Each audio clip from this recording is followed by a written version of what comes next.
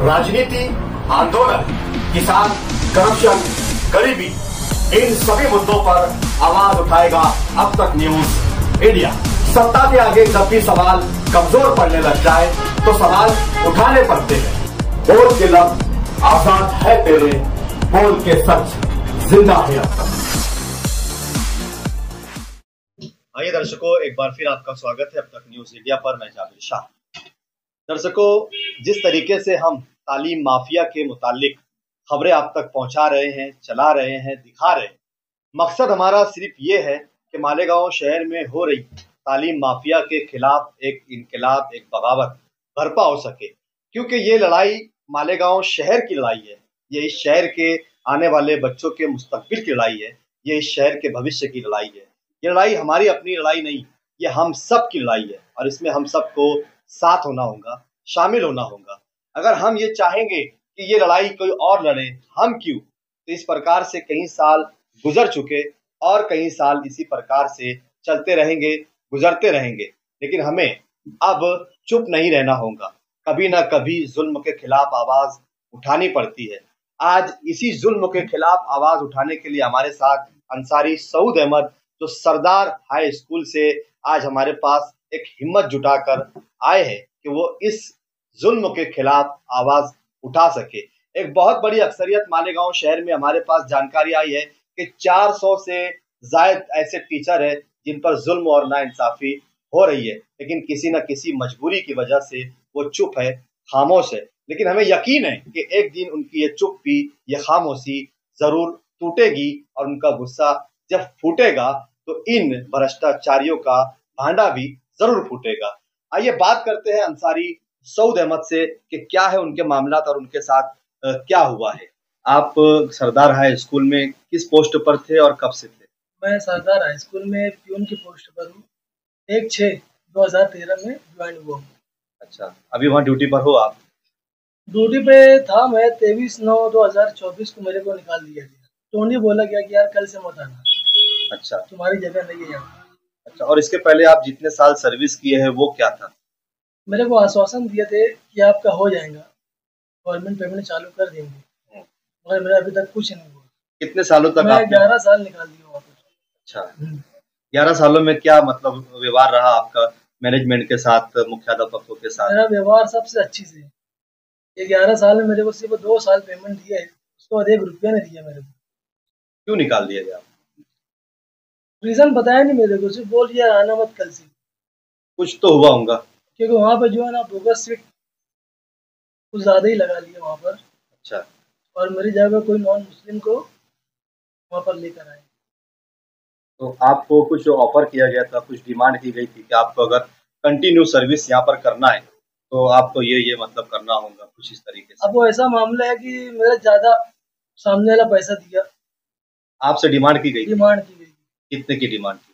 6 लाख की डिमांड थी मैंने। वो लोग करे थे 6 लाख। अच्छा। तो मैं बोला कि एडजस्ट करके मैं तुमको दे दूंगा। अच्छा, कौन डिमांड किया था? डॉक्टर साहब, डॉक्टर मंजूर से नहीं। अच्छा, आपसे डिमांड किया। जब वो तो आपने कुछ वक्त उनसे मांगा था? मैं उनको बोला था कि यार मेरा पैसा एडजस्टमेंट हो जाएगा, मैं दे दूंगा आपको। कितना वक्त लगा आपको एडजस्टमेंट करने के? मेरे को फिर भी काफी टाइम लगा था पैसा एडजस्ट करने में। मगर अभी डॉक्टर साहब जो बीमार पड़ गए, तो उसके बाद उनका लड़का सब देखभाल कर रहे हैं स्कूल की। मैं पैसा भी दे रहा हूँ तो वो ले नहीं रहे। मतलब तेरे को लगाना ही नहीं है यहाँ पर। अच्छा, हम दूसरे को लगा लेंगे, तेरे को नहीं लगाएंगे। किसको लगाया उन्होंने? कोई संदीप ठोके करके है, वो कभी था नहीं स्कूल में, वो दाबाड़ी में था। अभी उसको लेके आया गया वहाँ पर। उनसे कुछ पैसा वगैरह लिया गया है? उनसे तो पैसा लिया गया है, मगर ये नहीं मालूम कितना पैसा लिया गया। आपसे 6 की डिमांड थी तो उनसे ज्यादा लिए होंगे? ज्यादा लिए होंगे, डबल लिए। तो आप इसको लेकर कुछ तकरार वगैरह मतलब आपने करी नहीं कि मैं इतने साल, 11 साल आपके वहाँ सर्विस दिया, बिना पगार के मैंने काम किया? मैं 9 लोगों को तकरार करा था डीवाईडी में और जिला परिषद में, और अभी तक कोई कार्रवाई नहीं हुई। आपने मतलब बाद में कुछ मैनेजमेंट से बातचीत की क्या, मतलब ये मेरे साथ इंसाफ ना इंसाफी हो? मैनेजमेंट लोग बात करने ही नहीं चाहते मेरे। कितने लोग हैं आपके परिवार में? मेरे परिवार में मैं या मेरी बीवी है, 2 बच्चे हैं। अम्मी अब्बू एक छोटा भाई है और उसकी बीवी है। अच्छा, इतने सालों तक 11 साल ड्यूटी की है, सिर्फ 2 साल तनख्वाह मिली और बाकी के 9 साल मतलब कोई पेमेंट ही नहीं दिया कोई गया। पेमेंट नहीं दी। अच्छा, तो क्या आश्वासन था ऐसा कि 9 साल तक आप बिना पेमेंट के काम करते रहे?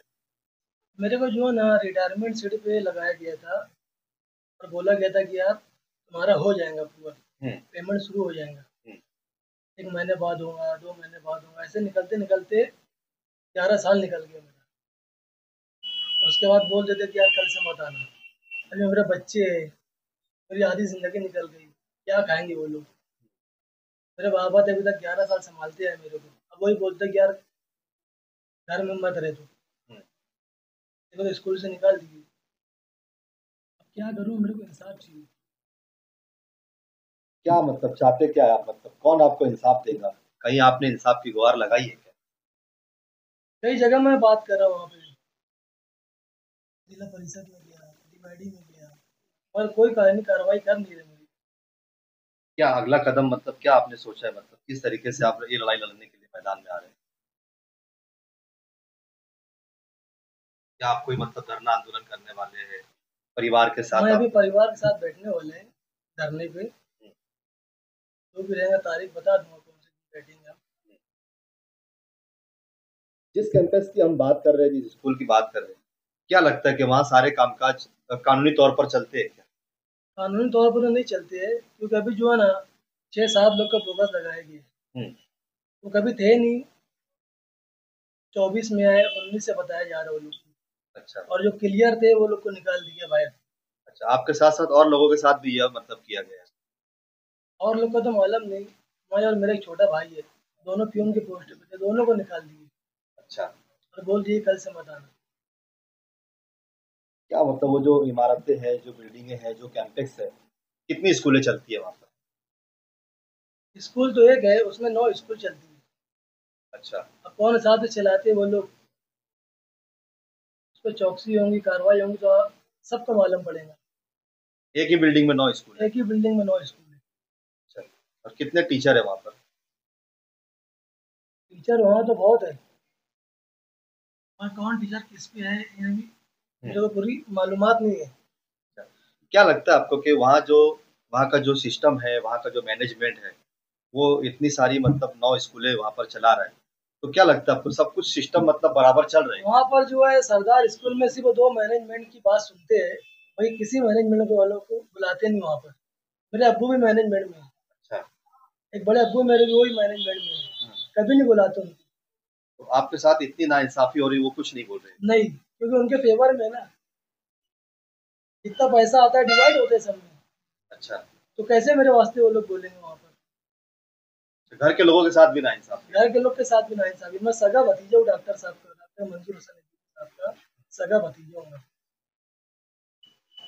ये तो वही बात है, हमें तो अपने लूटा गैरों में कहाँ दम था। इस तरीके के मामले मालेगांव शहर में और भी बहुत सारे सामने आएंगे, क्योंकि ये तो अभी शुरुआत है। हमने पहले ही कहा था कि ये तो अभी अंगड़ाई है, आगे बड़ी लड़ाई है। इस तरीके के मामले अगर छोटे छोटे प्यून्स और कलर्स के साथ अगर इस तरीके का इस्तेसाल मालेगांव शहर के वो लोग करते हैं जो इस शहर में अपने आप को इज्जतदार, व्हाइट कॉलर और इस शहर के बाशऊर लोगों में शुमार करते हैं, लेकिन इस तरीके के इस्तेसाल के मामले अब सामने आने लगे हैं। शायद हमें लगता है कि अब तक न्यूज इंडिया की उठाई गई आवाज से कहीं ना कहीं लोगों में इनकलाब उभर रहा है, बर्पा हो रहा है, और शायद बहुत जल्द ये इनकलाब एक बड़ा रुख इख्तियार कर सकता है। जिस तरीके से आज अंसारी सऊद अहमद ने अपनी हिम्मत दिखाई है और स्कूलों के मामले को उजागर करने में जो हिम्मत वो जुटाकर यहाँ बोल रहे थे, शायद हमें नहीं लगता कि वो पूरी तरीके से अभी सक्षम है अपनी आवाज उठाने में, लेकिन वो कोशिश कर रहे हैं। हम उनका साथ इस लड़ाई में जरूर देंगे और उन लोगों से भी अपील करेंगे कि लोग इनका साथ दे, इनके साथ हुई नाइंसाफी और जुल्म के खिलाफ आवाज उठाए, क्योंकि आज अगर अंसारी सऊद अहमद के साथ ये हो रहा है तो कल आपके साथ भी हो सकता है। तो क्यों ना हम एक दूसरे की हिम्मत बने, ताकत बने, उनका हौसला बने और एक दूसरे को इंसाफ दिलाने में, इस लड़ाई में हम शामिल हो जाए, क्योंकि ये लड़ाई सिर्फ हमारी नहीं है, ये लड़ाई हम सब की लड़ाई है, टीचरों की लड़ाई है, प्यून की लड़ाई है और इस शहर के उन बच्चों के मुस्तकबिल की लड़ाई है जो स्कूलों में एडमिशन फीस के नाम पर, डोनेशन के नाम पर, कंप्यूटर फीस के नाम पर यूनिफॉर्म के नाम पर, बुट्स के नाम पर अलग अलग प्रकार से लूट मार मचाए हुए हैं और शहर में इज्जतदार बने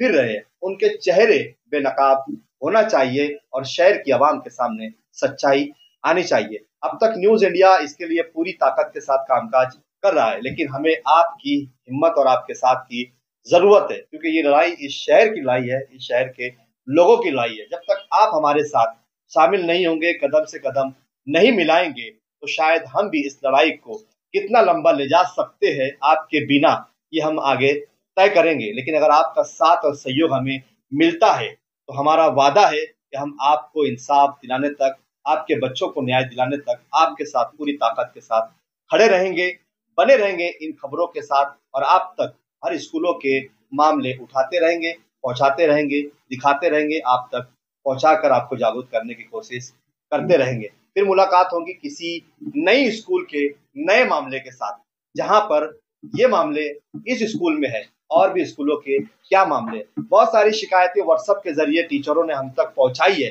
लेकिन वो हिम्मत नहीं जुटा पा रहे हैं सामने आने की। लेकिन जो डॉक्यूमेंट्स हम तक पहुंचाए गए वो काफी अहम है और इस लड़ाई में काफी साथ हमारा दे सकते हैं। हम उसके आधार पर भी मामले को उठाएंगे और कोशिश करेंगे कि जिन लोगों ने हमें पर्दे के पीछे से ताकत पहुंचाई है, बहुत जल्द वो लोग पर्दे के सामने आकर इस लड़ाई में शामिल हो जाए। बस आपसे गुजारिश ये है कि हमारी खबरों को अगर आप कुछ नहीं कर सकते तो पहुंचाइए उन लोगों तक जिन तक नहीं पहुंच रही है, फैलाइए वहां तक जहां तक ये आवाज जा सकती है। क्योंकि अगर कुछ कर नहीं सकते तो उनका साथ दीजिए जो कुछ कर रहे हैं। आवाज उठा नहीं सकते तो उनकी आवाज बनिए जो आवाज उठा रहे हैं, ना कि उनकी हिम्मत तोड़ने और उनकी हिम्मत पस्त करने की कोशिश करें। अगर आज हम नहीं लड़ेंगे तो शायद आने वाले वक्त में कोई भी आपकी अपनी लड़ाई लड़ने के लिए खड़ा नहीं होगा। तो आपको हमारी हिम्मत बनना है, ताकत बनना है, ताकि हम आपकी अपनी लड़ाई लड़ सके। फिर मुलाकात होगी किसी नए सवाल पर, नए मुद्दों पर। तब तक के लिए शब्बा खैर, शुभ रात्रि, जय हिंद, जय महाराष्ट्र।